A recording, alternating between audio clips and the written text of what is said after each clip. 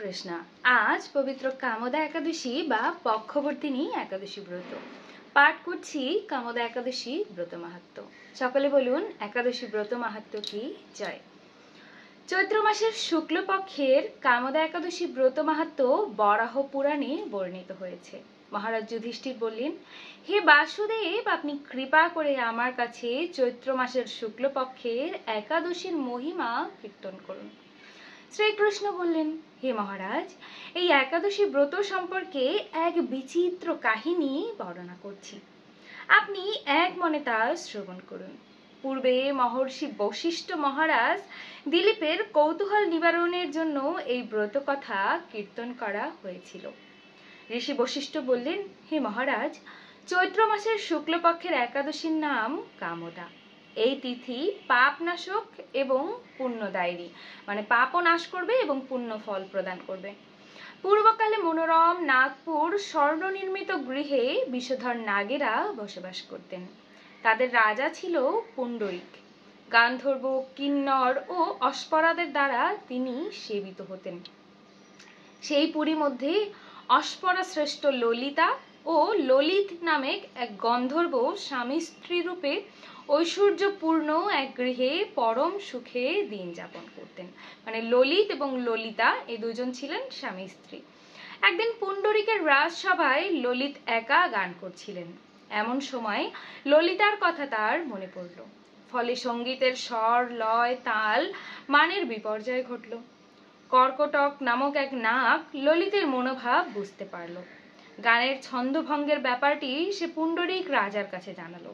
তা শুনে সর্পরাজ ক্রোধ ভরে কামাতুর ললিতকে বললেন, রে দুর্মতি, তুই রাক্ষস হ বলে অভিশাপ দান করলো।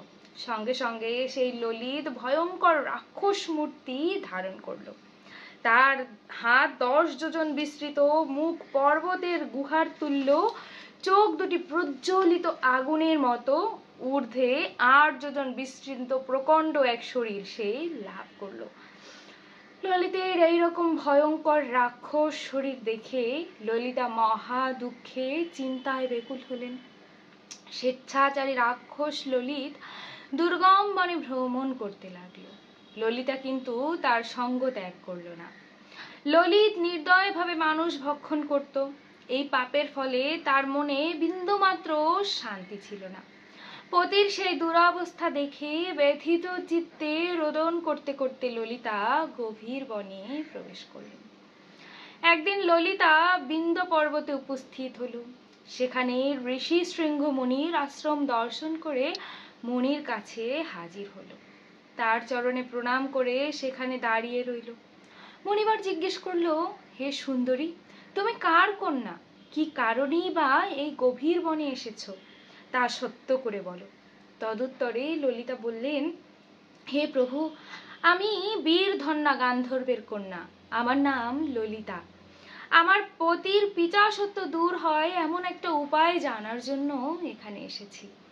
তখন ঋষি বললেন, চৈত্র মাসের শুক্লপক্ষের কামদা নামে যে একাদশী আছে, তুমি সেই ব্রত যথাবিধি পালন করো।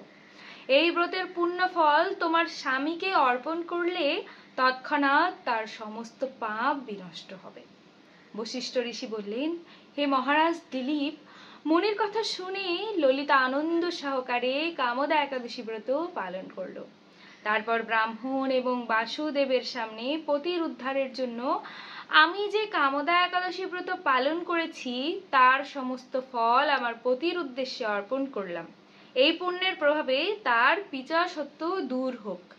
এই কথা উচ্চারণ মাত্রই ললিত শাপ মুক্ত হয়ে দিব্য দেহ প্রাপ্ত হলো।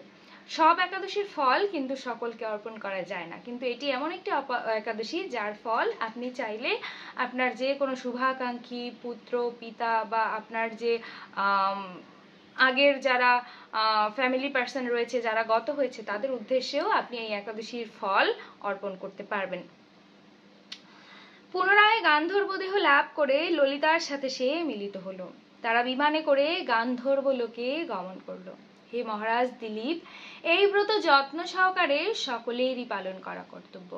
এই ব্রত ব্রহ্মা হত্যা পাপ নাশক এবং পিচাসত্ব মোচনকারী। এই ব্রত কথা শ্রদ্ধাপূর্বক পাঠ এবং শ্রবণে বাজপেয় যজ্ঞের ফল লাভ হয়। জয় কামদা একাদশী ব্রত কি জয়।